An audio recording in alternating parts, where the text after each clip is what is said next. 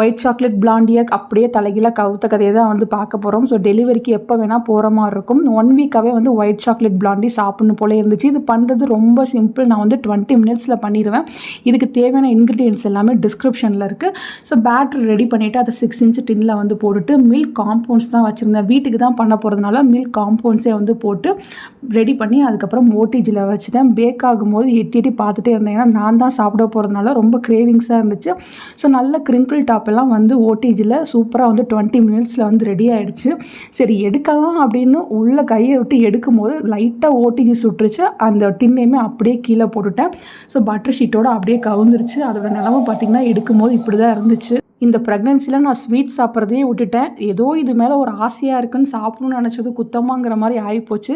சரி அதெல்லாம் எடுத்து ஒன்றா சேர்த்து முடிஞ்சளவு கொஞ்சம் நீட்டாக வந்து கட் பண்ணியிருந்தேன். காம்பவுண்டு உள்ளே வச்சதுனால இப்படி தான் இருந்துச்சு. டேஸ்ட் வைஸ் எந்த குறையுமே இல்லை. பட் டெக்ஸ்சர் தான் கொஞ்சம் பார்க்குறதுக்கு சுமாராக இருந்துச்சு. நானும் என் ஹஸ்பண்ட் மட்டும்தான் வந்து சாப்பிட போகிறதுனால டெக்ஸ்சர் பற்றி கவலை இல்லை. டேஸ்ட் வைஸ் நல்லா இருந்துச்சு. உங்களுக்கு கேக்ஸ், ப்ரௌனி, பிளாண்டிஸ் ஏதாச்சும் வேணும், நீங்கள் ட்ரிச்சிக்குள்ளே இருக்கீங்க அப்படின்னா தாராளமாக என்கிட்ட வந்து ஆர்டர் பண்ணலாம். ஸோ இதுக்கான மெஷர்மெண்ட்ஸ் எல்லாமே டிஸ்கிரிப்ஷனில் இருக்குது. தேவைப்படுறவங்க பார்த்து செஞ்சு பாருங்கள் ஃப்ரெண்ட்ஸ். தேங்க்யூ.